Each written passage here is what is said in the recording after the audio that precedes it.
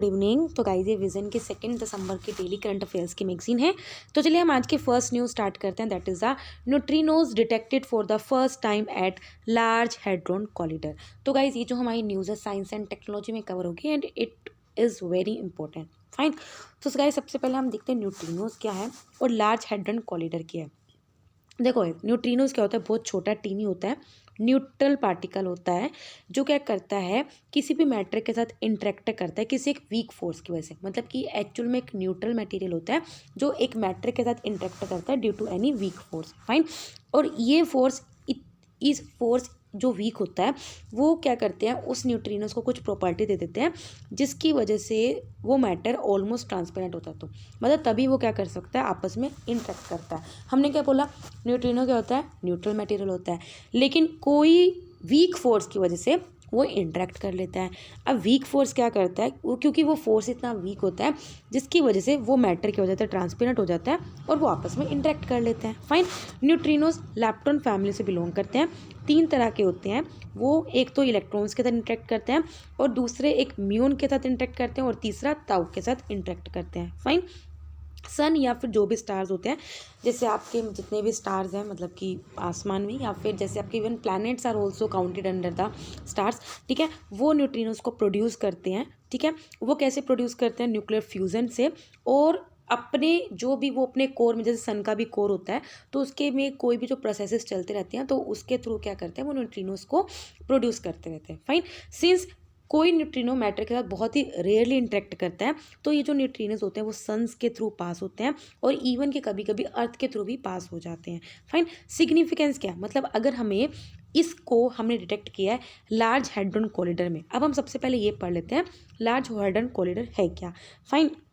अभी हम एक बार पढ़ लेते हैं सिग्निफिकेंस क्या क्या, अगर हमने न्यूट्रिनो को वहाँ डिटेक्ट किया है। देखो इसका मतलब क्या है, अगर हमें ये पता चलेगा तो ऑफकोर्स बहुत बड़ी जो मिस्ट्री शुरू से आती है यूनिवर्स का ओरिजिन क्या है, उसके क्वेश्चन का कुछ हमें आंसर मिलेगा। और स्टार्स में से किस तरह से एनर्जी प्रोड्यूस होती है, ये सब के आंसर हम क्वेश्चंस मतलब कि क्वेश्चंस के आंसर देने में कैपेबल होंगे। इसके अलावा हम क्या कर सकते हैं, अर्थ की और ज़्यादा डिटेल इन्वेस्टिगेशन कर सकते हैं कि अर्थ का स्ट्रक्चर कैसा है कोर से या फिर कोर के आसपास। फाइन। इसके अलावा जो रिसर्चर्स यहाँ पे है that is a large corridor में, वो क्या कर रहे हैं, वो ये भी उम्मीद रख रहे हैं कि वहाँ पे वो डार्क फोटोन्स को भी डिटेक्ट कर सकते हैं, जो कि हाउएवर अभी तक तो हाइपोथेटिकल है। डार्क फोटोन्स, अगर वहाँ पे इस जगह पे डार्क फोटोन्स भी मिलते हैं तो उससे हमें ये पता चलेगा कि किस तरह से जो नॉर्मल एटम्स या और भी यूनिवर्स में जो नॉर्मल जो मैटर होता है उसके साथ डार्क मैटर कैसे इंटरेक्ट करता है। ठीक है, रिसेंटली क्या इंडिया ने प्रपोज किया था कि वो तमिलनाडु के थेनी डिस्ट्रिक्ट में न्यूट्रिनो ऑब्जर्वेटरी को सेटअप करेगी। तो गाइस इतना आपको पता होना चाहिए कि न्यूट्रिनो ऑब्जर्वेटरी कहाँ सेटअप होने की बात चल रही है, कहाँ पे, तमिलनाडु में। फाइन। स्टेट का नाम पता होना चाहिए। अब हम जरा इस कोलिडर के बारे में पढ़ लेते हैं। ये वर्ल्ड का लार्जेस्ट और मोस्ट पावरफुल पार्टिकल एक्सेलरेटर है। मतलब कि जो European organization for nuclear research है, जो कि एक ऑर्गेनाइजेशन है, वहाँ पे ये एक स्थित है जो क्या करता है, एक पावरफुल वर्ल्ड का लार्जेस्ट और पावरफुल पार्टिकल एक्सेलेटर। एक्सेलेटर मतलब कि स्पीड दे देता है। ठीक है, ये क्या कर सकता है, पार्टिकल्स को कितना ज़्यादा एक्सेलरेट कर सकता है, जो आपकी पता है सबसे फास्टेस्ट क्या, स्पीड ऑफ लाइट। तो लाइट की स्पीड से भी 99.99% तक पार्टिकल्स को एक्सेलरेट कर सकता है। मतलब आप सोच रहे हो, मतलब प्रॉपर 3 × 10⁻⁸ तो नहीं कर सकता, लेकिन 0.999 वो स्पीड पार्टिकल्स को एक्सेलरेट कर सकता है। फाइन। सो दैट वो आपस में इंटरेक्ट हो जाए, स्मैश मतलब कोलाइड हो जाए। 2012 में जो यहाँ के रिसर्चर्स थे उन्होंने बोला था कि हिग्स बोसोन को डिस्कवर किया गया। अब हिग्स बोसोन क्या होता है वो आप मुझे कमेंट सेक्शन में बताओगे। फाइन। नेक्स्ट न्यूज़ है world migration report 2022 release by the international organization for migration. Fine. तो गाइस ये जो हमारी न्यूज़ है सोशल इश्यूज में कवर होगी, वेरी इंपॉर्टेंट। कौन सी रिपोर्ट किस ऑर्गेनाइजेशन के द्वारा पब्लिश की जा रही है, तो सबसे पहले हम इस ऑर्गेनाइजेशन के बारे में पढ़ते हैं। इंटरनेशनल ऑर्गेनाइजेशन फॉर माइग्रेशन एक इंटर गवर्नमेंटल ऑर्गेनाइजेशन है और इंडिया इसका मेंबर है। Again very important for you people, जो प्रमोट करता है किस तरह से अगर कोई एक कंट्री से दूसरी कंट्री माइग्रेट हो रहा है तो उस इंसान के जो ह्यूमन राइट्स हैं वो बचे रहें, और वो एक ह्यूमन और ऑर्डरली माइग्रेशन को प्रमोट करता है सो दैट सभी लोग उससे बेनिफिट मतलब ले सकें। इसके अलावा ये जो रिपोर्ट है 2 साल में एक बार पब्लिश की जाती है, तो आपको ये पता होना चाहिए कि इसकी पब्लिशिंग फ्रिक्वेंसी कितनी है, बाईएनुअल है। फाइन। हाइलाइट्स क्या है अभी इस रिपोर्ट की, तो अगर 2020 में देखा जाए तो 281 इंटरनेशनल लोग हैं जो माइग्रेट हुए हैं, मतलब कि हमारी पॉपुलेशन का, ग्लोबल पॉपुलेशन का 3.6% लोग इंटरनेशनल माइग्रेट हुए हैं। यूरोप और एशिया में सबसे ज़्यादा फ्लो होता है, नियर अबाउट 61%। इसके अलावा जो इंटरनली मतलब क्या है, इंटरनली एक ही कंट्री में जो लोग डिस्प्लेस हुए हैं या फिर एक ही कॉन्टिनेंट में, वो 2020 में बढ़ा है। मतलब 2000 में 21 मिलियन लोग सिर्फ इंटरनेट डिस्प्लेस होते थे, लेकिन 2020 में अब देखो 20 साल का फ़र्क भी तो हो गया, 55 मिलियन लोग डिस्प्लेस हो रहे हैं। इसके अलावा लोग क्यों डिस्प्लेस हो रहे हैं, बेसिकली जो ज़्यादा लोग डिज़ास्टर की वजह से डिस्प्लेस होते हैं, क्योंकि कहीं फ्लड आ गया, कहीं साइक्लोन हो गया, रैदर देन कन्फ्लिक्ट्स। मतलब कि आप देखते हो कि कितनी कंट्रीज हैं जहाँ पे कितना कन्फ्लिक्ट्स रहता है, लेकिन कन्फ्लिक्ट की वजह से लोग इतना डिस्प्लेस नहीं हो रहे जितने डिज़ास्टर की वजह से डिस्प्लेस हो रहे हैं। 2020 में 30.7 मिलियन नए डिस्प्लेसमेंट देखे गए हैं डिज़ास्टर्स की वजह से। ठीक है, तो ये आपको पता होना चाहिए। ठीक है, इंडिया में नियर अबाउट डिज़ास्टर की वजह से 4 मिलियन न्यू डिस्प्लेसमेंट देखने को मिला, तो ये इंडिया का डाटा आपको पता होना चाहिए। इसके अलावा 2019 में नियर अबाउट 26 मिलियन रिफ्यूजीज थे, लेकिन 2020 में ये बढ़ के 26.4 मिलियन हो गया। अब कोविड का इस पे इम्पैक्ट क्या पड़ा माइग्रेशन पे, हम ये भी देख लेते हैं। वाइल बिलियन ऑफ जो पीपल हैं वो कोविड की वजह से इफेक्ट हुए, लेकिन बहुत ही कम लोग हैं, मतलब कि मिलियंस में से 1/10 लोग हैं जो अपनी कंट्री से डिस्प्लेस हुए हैं due to the Covid. Fine. Disaster reason है, कॉन्फ्लिक्ट रीज़न है, लेकिन कोविड-19 का जो रीज़न है उससे ओनली 1/10 लोग ही डिस्प्लेस हुए हैं। इसके अलावा ओवरऑल जो रेमिटेंस में इंक्रीज, रेमिटेंस का मतलब क्या होता है, लाइक अगर आप यूएसए में हो और आप इंडियन हो, तो आप यूएसए से जब इंडिया में पैसा भेजते हो तो वो पैसा रेमिटेंस, मतलब कि आप दूसरी कंट्री से अपनी कंट्री में कितना पैसा भेज रहे हो, तो वो भी हमारा बढ़ा है। 2000 में $126 बिलियन आता था, जो अब बढ़ के $702 बिलियन हो चुका है। और इसमें सबसे ज़्यादा रेमिटेंस, मतलब कि किस कंट्री में सबसे ज़्यादा बाहर के देशों से पैसा आता है, इंडिया सबसे ऊपर है, फिर चाइना, फिर Mexico, Philippines and then Egypt. ठीक है, these are the 5 remittance recipient countries. तो गाइस ये जो न्यूज़ थी ना, फुल ऑफ डाटा है, जो कि आपके लिए काफ़ी इंपॉर्टेंट हो सकती है, either from the mains point of view और from any even state PCS point of view. Fine. Next news है, Lok Sabha passes the assisted reproductive technology regulation bill 2020। तो गाइस ये जो हमारी न्यूज़ है, देखो किस में कवर हो सकते हैं, सोशल इश्यूज़ में भी हो सकते हैं और इवन की साइंस एंड टेक्नोलॉजी में भी हो सकती है। देखो अब ये जो assisted reproductive technology regulation bill है, इसका काम क्या है, इसका काम यही है कि जो हम क्या कर सकते हैं, उन रिप्रोडक्टिव टेक्नोलॉजी को रेगुलेट करेगा, सुपरवाइज करेगा। देखो गाइस आपने देखा होगा, अगर किन्हीं के बच्चे नहीं होते तो आजकल डिफरेंट टेक्निक्स आ गई हैं टू मतलब कि क्या बोलते हैं, मतलब बच्चों को पैदा करने की जो भी है। ठीक है, तो इसमें क्या रहेगा, असिस्टेड रिप्रोडक्टिव टेक्नोलॉजी जो क्लिनिक्स हैं या फिर इस तरह के जो बैंक्स हो गए हैं, ठीक है, उनको वो रेगुलेट करेगा, सुपरवाइज करेगा, सो दैट वो पर्टिकुलर क्लिनिक्स उन चीज़ों का मिसयूज़ ना करें, मिसयूज़ को प्रिवेंट करेगा, और सेफ और एथिकल प्रैक्टिसेस ही वो लोग यूज़ करें। ठीक है, तो इस बिल का ये एम है। फाइन। ये नीड इसलिए फील हुई क्योंकि इंडिया अब एक तरह का मेजर सेंटर बन चुका है ग्लोबल फर्टिलिटी इंडस्ट्री में। फाइन, मतलब बाहर से भी आप लोग यहाँ पे आते हैं, जिसमें रिप्रोडक्टिव मेडिकल टूरिज्म भी एक बड़ा सिग्निफिकेंट एक्टिविटी बनी है, अभी मैंने आपको बताया। ठीक है, इस बिल के क्या प्रोविज़न है आप पढ़ सकते हो। देखो सबसे पहले डेफिनेशन क्या है, देखो असिस्टेड रिप्रोडक्टिव टेक्नोलॉजी में वो सभी टेक्निक्स हैं जिसके थ्रू कोई भी प्रेग्नेंट हो सकता है बाय हैंडलिंग स्पर्म और इमेच्योर एग सेल। ठीक है, आउटसाइड द हिप मूवमेंट, जैसे आईवीएफ वगैरह आपने सुने होंगे, तो इसमें यही सब होता है। ठीक है, या फिर एंड ट्रांसफरिंग गैमेट और एम्ब्रो into the reproductive system of a women. ठीक है, तो वही कोई भी आर्टिफिशियल मेथड जिससे आप कंसीव करना चाह रहे हो, that will cover under this particular bill. अब उन जो क्लिनिक्स या जो बैंक्स इन सब में मतलब कि इंडल्ज हैं, तो उनको रेगुलेट किया जाएगा। हर एक जो एआरटी क्लिनिक या बैंक है उसको अपने आप को रजिस्टर्ड कराना होगा, किसके under, national registry of banks and clinics of India. Fine. इसके अलावा अगर कोई डोनेट कर रहा है, ठीक है, अगर आपने विक्की डोनर तो मूवी देखी होगी, ठीक है, अगर कोई गैमेट डोनेट कर रहा है या सप्लाई कर रहा है या कोई भी इस तरह की सर्विस ऑफर कर रहे हैं, उनके लिए क्या कंडीशंस होंगी, इसको भी प्रिस्क्राइब की जाएगी। ठीक है, इसके अलावा अब जो बच्चा इस पर्टिकुलर टेक्निक के थ्रू चाइल्ड बोर्न होता है उसको बायोलॉजिकल चाइल्ड ही माना जाएगा, ठीक है। मतलब कि वो उन दोनों कपल का, उस कपल का बायोलॉजिकल चाइल्ड है, अपना बच्चा है, और उसको वो सभी राइट्स और प्रिविलेजेस मिलेंगे जो एक नेचुरल चाइल्ड को मिलते हैं, ठीक है। डोनर, अगर सपोज करो आपका बच्चा है लेकिन आपको किसी और ने कुछ डोनेट किया, इधर स्पर्म या फिर जेमेट, तो वो डोनर का उस बच्चे पे कोई भी पेरेंटल राइट नहीं होगा, ठीक है। इसके अलावा जो नेशनल और स्टेट बोर्ड्स जो सरोगेसी से रिलेटेड है वो भी इससे रिलेटेड बिल को कॉन्स्टिट्यूट करेंगे और वो भी ART सर्विसेज को रेगुलेट करेंगे, ठीक है। तो गाइस आई होप आपको समझ में आया होगा। नेक्स्ट न्यूज़ पढ़ते हैं। European Union plans 300 billion euro infrastructure fund to counter China's belt and road initiative. तो गाइस ये जो हमारी न्यूज़ है इंटरनेशनल रिलेशंस में कवर हो जाएगी अंडर GS2। तो गाइस वैसे हमने काफ़ी बार पढ़ा है कि चाइना का बेल्ट एंड रोड इनिशिएटिव क्या है। देखो इसका काम यही है कि चाइना क्या चाहता है, एशिया, अफ्रीका, यूरोप को लैंड रूट के थ्रू जोड़ना चाहता है और कहीं ना कहीं अपना मैरीटाइम नेटवर्क को स्ट्रॉन्ग बनाना चाहता है, सो दैट चाइना अपनी रीजनल इंटीग्रेशन भी बढ़ा सके और इन सभी देशों के साथ ट्रेड को बढ़ा सके और अपनी इकोनॉमिक ग्रोथ को बढ़ा सके। However belt and road initiative में कुछ ट्रांसपेरेंसी की कमी है, जिसकी वजह से चाइना क्या करता है, किसी और कंट्री के साथ क्या करता है, एशिया की या अफ्रीका की या यूरोप की कंट्री के साथ कोलैबोरेट करता है, लेकिन अल्टीमेटली जिस कंट्री के साथ वो कोलैबोरेट करता है उनको सभी चीज़ें नहीं बताता है और वो सामने वाली कंट्री डेब्ट में फंस जाती है due to lack of transparency, जिसकी वजह से ये कंसर्न उठ के आ चुका है, ठीक है। रिसेंटली चाइना ने क्या किया है, अपने बेल्ट एंड रोड इनिशिएटिव को रीलेबल किया है, जिसमें उसने फोकस किया ग्रीन फाइनेंस में और इंक्लूसिव डेवलपमेंट में।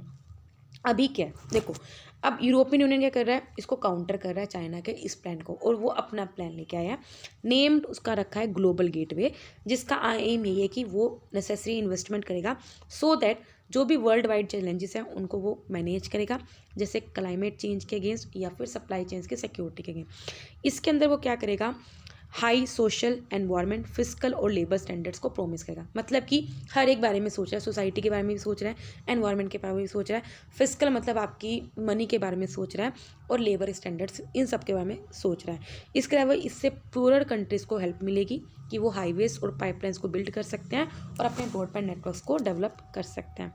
फाइन। इसके अलावा इंफ्रास्ट्रक्चर डेवलपमेंट के रिलेटेड और क्या इनिशिएटिव्स लिए गए हैं, सबसे पहला है build back a better world initiative. देखो ये इंपॉर्टेंट हो जाता है, यहीं से कुछ चीज़ें निकलती हैं, ठीक है। ये लॉन्च किया गया था G7 मीटिंग के द्वारा।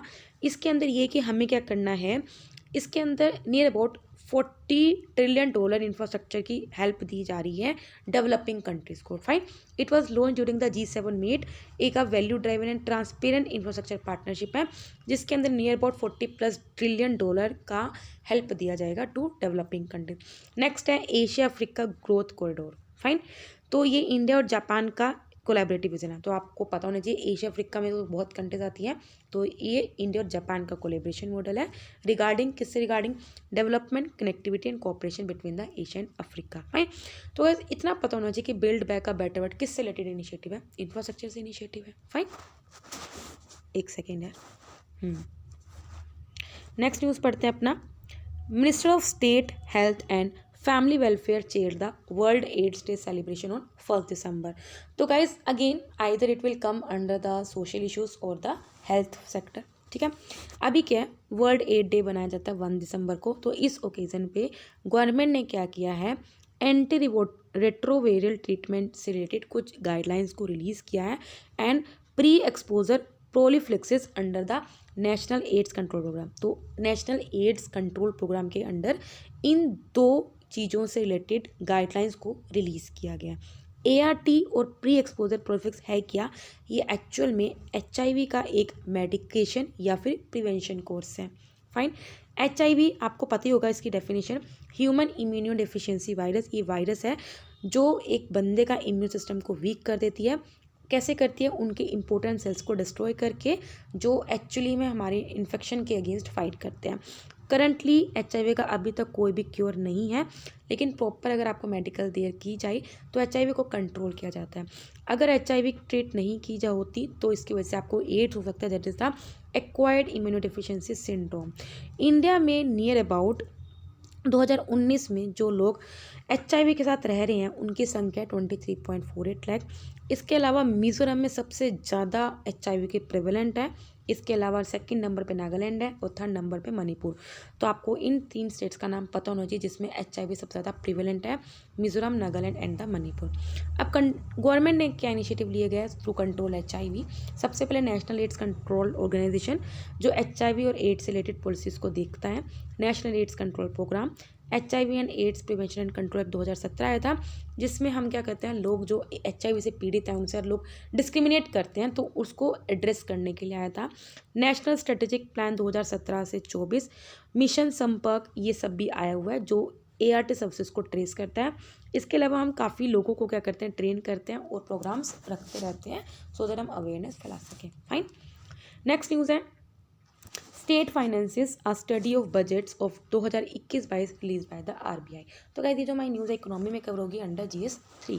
देखो ये अब स्टेट फाइनेंसेस ये किसके द्वारा पब्लिश किया जाता है, RBI के द्वारा, और कब, एनुअली। जो ये बताता है कि जो स्टेट गवर्नमेंट, डिफरेंट स्टेट की जो गवर्नमेंट है उनकी ट्रेजरी का क्या हाल है, कौन कितना अच्छे से चल रही है, कहाँ पे मंदी है, कहाँ पे तेजी है, उसको एनालाइज करता है। हाईलाइट क्या है, जो स्टेट्स की डेप्ट टू GDP रेशो। देखो भाई जैसे इंडिया है उसकी GDP कितना है, डेप्ट कितना है, उसी तरह हर एक स्टेट की अपनी GDP होती है, अपना डेप्ट होता है। तो कंबाइंड अगर हम एक एवरेज देखा जाए सभी स्टेट्स का मिला के तो वो 31% है मार्च 2021 के एंड में, जो कि 2022-23 से ज़्यादा, मतलब कि हमें 2022-23 में ये डेप्ट टू GDP रेशो 20% अचीव करनी है और हम ऑलरेडी 31% अचीव कर चुके हैं। तो इसका मतलब हम अपने टारगेट से आगे चल रहे हैं, ठीक है। और ये रिकमेंड किसने किया था, FRBM की review committee, that is the physical responsibility and budget management review committee. Guys थोड़ा सा FRBM के बारे में आपको पता होना चाहिए। किसी ने अगर नहीं पढ़ा है, अभी तक न्यू पढ़ रहा है, तो आप थोड़ा वेट करो। एक पहली बार में कुछ नहीं समझ में आएगा, धीरे धीरे पढ़ोगे, डेली पढ़ोगे न्यूज़ को तो आने लगेगा समझ। 2021-22 में स्टेट्स का जो ग्रोस फिस्कल डेफिसिट था टू GDP रेशो वो 3.7% था, ठीक है। अब ग्रोस फिस्कल डेफिसिट क्या होता है, आपका घाटा, मतलब स्टेट्स को कितना घाटा है, ठीक है। देखो एक होता है ग्रोस होता है, एक होता है नेट होता है, ठीक है। देखो ग्रोस फिस्कल डेफिसिट में हम क्या करते हैं, मतलब कि ऑफकोर्स आपको घाटा कब होएगा, जब आपका खर्चा ज़्यादा होएगा एज़ कम्पेयर टू आपका रेवेन्यू, ठीक है। लेकिन इसमें हम क्या करते हैं, लोन्स को भी इंक्लूड करते हैं ओवर द रेवेन्यू रिसिप्ट, ठीक है। तो ग्रोस नेट में क्या होता है, हम लोन्स को इंक्लूड नहीं करते, ठीक है। इसके अलावा क्या होता है, जो थर्ड टायर गवर्नमेंट जैसे म्यूनिसिपैलिटी या पंचायत, इनके जो फाइनेंस है वो भी थोड़े स्ट्रेन में है, मतलब कि स्ट्रेस में है, बिकॉज इन्होंने बहुत बड़ा रोल मतलब कि प्ले किया है इन कॉम्बाटिंग द पेंडेमिक, जिसकी वजह से इनका जो थर्ड टायर की जो गवर्नमेंट है, म्यूनिसिपैलिटी है, पंचायत, इनका जो फाइनेंस है वो स्ट्रेन में है, ठीक है। हाँ, और वो क्यों है, we already told, in combating the pandemic by implementing the containment strategies, healthcare, quarantine, etc. Recommendation क्या है, देखो रिकमेंडेशन ये है कि मीडियम टर्म में हमें स्टेट गवर्नमेंट की फिस्कल पोजीशन को इम्प्रूव करना होगा और वो डिपेंड करता है कि आप 15th फाइनेंस कमीशन किस तरह से अपनी मतलब कि पावर को इस्तेमाल करता है, और रिफॉर्म लाने होंगे in the power sector as recommended by the 15th finance commission. इसके अलावा स्टेट गवर्नमेंट को रेगुलर इंटरवल पे स्टेट फाइनेंस कमीशन को बैठाना चाहिए। आपको पता होगा finance commission under article 280 constitutional body है लेकिन परमानेंट नहीं है, ये भी पता होना चाहिए। मतलब जब इसका काम होता है हम तब उसको बैठाते हैं, कॉन्स्टिट्यूट करते हैं और उसके बाद बाय बाय कर देते हैं। तो यही बोला गया है कि रेगुलर इंटरवल पे इसको सेटअप करना चाहिए, ये नहीं 5 साल में एक ही बार करो, नो फाइन। तो रेगुलर इंटरवल पे इसको सेटअप करना चाहिए। इसके अलावा हमें क्या करना चाहिए, जो सिविक बॉडीज़ होगी उनको थोड़ा ऑटोनॉमी देनी चाहिए, लिबर्टी देनी चाहिए, ठीक है। अपना गवर्नेंस का जो स्ट्रक्चर उसको स्ट्रेंथन करना चाहिए, मतलब एडमिनिस्ट्रेशन को अच्छा करना चाहिए, और हमें फाइनेंशियली एम्पावर करना है via higher resource availability, right. I hope समझ में आ रहा होगा। बढ़ते हैं अपनी छोटी छोटी न्यूज़ के पास। सबसे पहला है इंडिया ज्वाइन G20 ट्रोइका। इस मूव से क्या है, इंडिया ने अपना procedure for taking over the G20 presidency start कर दिया। मतलब कि जो G20 में इंडिया का जो प्रेसिडेंट बनना था 1 दिसंबर 2022 से, तो वो प्रोसीजर इंडिया ने स्टार्ट कर दिया by joining the Troikaa. Troikaa का मतलब क्या है, ये G20 के अंदर ही एक टॉप ग्रुप है। जैसे आपका क्लास के अंदर ग्रुप होता है, उसी तरह G20 समझ लो एक क्लास है और उसके अंदर एक ग्रुप है ट्रोइका, ठीक है, ड्रॉप ग्रुप है जिसके अंदर करंट, प्रीवियस और इनकमिंग प्रेसिडेंसीज, मतलब कि जैसे आपका कोई मॉनिटर अभी करंट में है, कोई पास्ट में कोई और मॉनिटर था आपकी क्लास का, कोई फ्यूचर में होने वाला है, ठीक है। तो इंडियाज ग्रुप का मॉनिटर अभी 1 दिसंबर 2022 से बन गया है, ठीक है। तो इस टॉप ग्रुप में 3 तरह के मॉनिटर होते हैं, जो करंट हो, जो प्रीवियस रह चुका है, या फिर जो फ्यूचर में बनने वाला है, ठीक है। और वो कौन कौन थे? प्रीवियस था इंडोनेशिया, करंट में कौन था? इटली, और इनकमिंग आने वाला कौन था? इंडिया, ठीक है। तो अभी इंडिया ने क्या करा है? इंडिया ने G20 की प्रेसिडेंसी ले ली है, और एक ग्रुप में, और ट्रोइका क्या है? ग्रुप है, फाइन। तो ट्रोइका डायरेक्ट पूछ सकते हो, आपको पता होना चाहिए, it is a group under the G20, fine. G20 एक स्ट्रेटेजिक मल्टीलेटरल प्लेटफॉर्म है जो वर्ल्ड की मेजर डेवलप्ड और जो इकोनॉमिक्स है, इमर्जिंग इकोनॉमिक्स है, उनको कनेक्ट करता है। अगर हम देखें, जो G20 मेंबर्स वर्ल्ड की 80% GDP को रिप्रेजेंट करते हैं, 75% इंटरनेशनल ट्रेड को रिप्रेजेंट करते हैं, और वर्ल्ड की 60% पॉपुलेशन इसके अंडर काउंट होती है। नेक्स्ट है global treaty to strengthen pandemic prevention. अभी क्या है, वर्ल्ड हेल्थ असेंबली ने एग्री किया है कि वो एक ग्लोबल ट्रीटी फॉर्म करेगी, सो दैट हमारे जो पेंडेमिक को हम किस तरह से प्रिवेंट कर सकें। जैसे कोविड है, अभी भी उसका देखो पेंडेमिक रह रही है भाई, वो ओमिक्रॉन नए नए आ रहे हैं, उसको किस तरह से उसको प्रिवेंट करने में स्ट्रेंथन कर सकती है, प्रिपेयर है, रिस्पॉन्स है, सो दैट हम वर्ल्ड को फ्यूचर किसी इन्फेक्शियस डिजीज़ के क्राइसिस से बचा सकें। एक इंटर गवर्नमेंटल जो नेगोशिएटिंग बॉडी है वो रिस्पॉन्सिबल होगी, जो इस ट्रीटी से रिलेटेड सब चीज़ों को ड्राफ्ट करेगी under article 19 of the WHO constitution. आपका कॉन्स्टिट्यूशन का WHO वो नहीं है, आर्टिकल 19 WHO कॉन्स्टिट्यूशन का, फाइन। आर्टिकल 19 के अंडर वर्ल्ड हेल्थ असेंबली को एक अथॉरिटी मिलती है जिसके अंदर वो किसी भी एग्रीमेंट को अडॉप्ट कर सकती है with in the WHO competence, ठीक है। मतलब कि WHO का अपना कॉन्स्टिट्यूशन है, उसके अंदर आर्टिकल 19 में वर्ल्ड हेल्थ असेंबली के पास ये पावर है, ठीक है। इसके अलावा आर्टिकल 19 के अंडर ये सोल इंस्ट्रूमेंट है, that is the world health assembly, जिसका इस्टेब्लिश किया गया था to date is WHO framework convention on tobacco control, ठीक है। नेक्स्ट है वर्ल्ड इनइक्वालिटी रिपोर्ट 2022। अब देखो, वेरी इंपॉर्टेंट, किसके द्वारा रिटर्न की गई है? It is written by a team of world leading economist including Thomas Piketty. अब इनका नाम याद रख लेना, किससे रिलेटेड है, ठीक है। फाइंडिंग्स क्या है? सिंपल है कि जो हमारे पॉपुलेशन का, वर्ल्ड की पॉपुलेशन, नॉट इंडिया की, वर्ल्ड की बात चल रही है, तो वर्ल्ड के जो टॉप रिचेस्ट 1% लोग हैं सिंस द मिड 90s के मिड से, वो अभी भी 38% ग्लोबल वेल्थ को कैप्चर किए बैठे हैं। इसके अलावा जो 10% रिचेस्ट हैं वो ग्लोबल वेल्थ को 60 to 80% कैप्चर करके बैठे हैं, और जो पुअरेस्ट हैं उनके पास सिर्फ ग्लोबल 5% वेल्थ है। अब आप देख सकते हो कितना ज़्यादा इनइक्वालिटी है। करंटली जो वुमेन अर्न करती हैं वो वर्क से सिर्फ 1/3 इनकम अर्न कर पा रही है। रिपोर्ट सजेस्ट कर रही है कि हमें क्या करना चाहिए, जो मल्टी मिलियनरीज हैं उन पे वेल्थ टैक्स लगाना चाहिए, including progressive rate of wealth tax, मतलब कि जैसे टैक्स आपकी इनकम बढ़ती रहेगी तो आप पे टैक्स रेट हाई होता रहेगा। प्रोग्रेसिव का मतलब ये होता है, ठीक है। अगर उनकी कितनी अमाउंट है वेल्थ की, उसके अकॉर्डिंग हम डिसाइड करेंगे, और वो इसलिए लगा रहे हैं tax so that to reduce inequalities.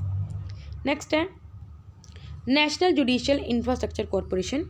देखो गाइस, अभी चीफ जस्टिस ऑफ इंडिया ने बोला है, ठीक है, और ये बोला है कि हमें नेशनल जुडिशियल इंफ्रास्ट्रक्चर कॉरपोरेशन को एस्टैब्लिश करना चाहिए, सो दैट हम जुडिशियल फैसिलिटीज़ को इम्प्रूव कर सकें और जस्टिस जल्दी पहुंचा सकें, और सब लोग जस्टिस को असेस कर सकें, चाहे वो पुअर हो चाहे वो कोई भी लोग हो।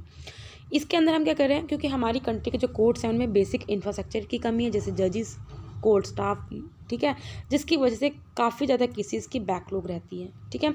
इसके अलावा जो चीफ जस्टिस ऑफ इंडिया उन्होंने बोला है कि जो नेशनल जुडिशियल इंफ्रास्ट्रक्चर कॉरपोरेशन है वो कहीं ना कहीं जो हमें यूनिफॉर्मिटी चाहिए वो लाने में बिल्कुल कैपेबल होगी, स्टैंडर्डाइज करेगी to revolutional judicial infrastructure. Next है under trials can't be detained indefinitely. Recently क्या सुप्रीम कोर्ट ने ये बोला है कि अगर हम किसी बंदे को टाइमली मैनर में ट्रायल नहीं करते और एक्यूज जब तक जेल में है तो it would be ordinary be applicated to grand bail. मतलब कि सपोज करो एक इंसान है, अब जब तक उस पर केस चल रहा है तो उसको आपने जेल में ही रखा हुआ है, अब 2 साल उसको जेल में सड़ते हो गया है, 2 साल बाद उसको डिसीजन आ रहा है कि हाँ इसको जेल है, तो ये सुप्रीम कोर्ट ने ये बोला है कि अगर उसको आप टाइमली मैनर में जस्टिस नहीं दे रहे, ट्रायल नहीं दे पा रहे, और आपने उसको जेल में रखा हुआ है तो उसको बेल ग्रांट हो सकती है।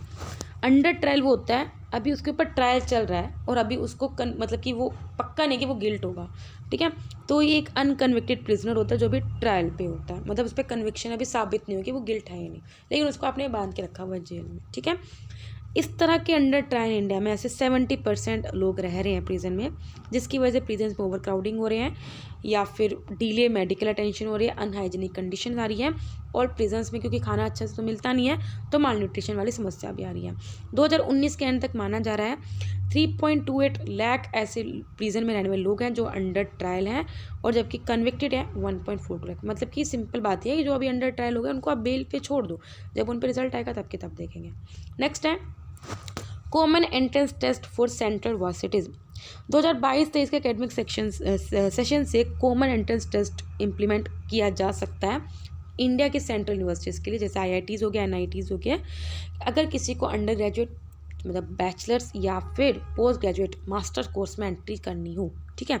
अभी क्या अलग अलग एंट्रेंस है, IIT के लिए JEE होता है, ठीक है, किसी के लिए कुछ होता है ना, और सिर्फ पोस्ट ग्रेजुएट के लिए कहीं जैम हो रहा है, कहीं नेट हो रहा है, कहीं पे गेट हो रहा है, there are plenty of exams. तो कॉमन एंट्रेंस टेस्ट की बात की जा रही है, फाइन।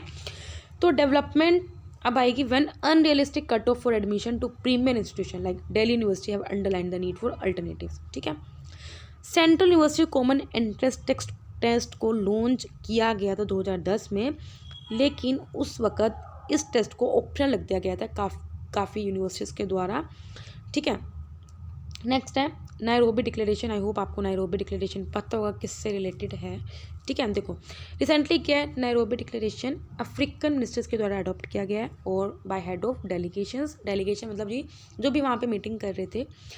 डिक्लेरेशन ने अंडरलाइन किया है कि किस तरह से हमें अफ्रीका में सेंडाई फ्रेमवर्क को इम्प्लीमेंट करने का, कैसे हम इम्प्लीमेंट करेंगे, what will be the programme of action, और क्या कमिटमेंट होगी।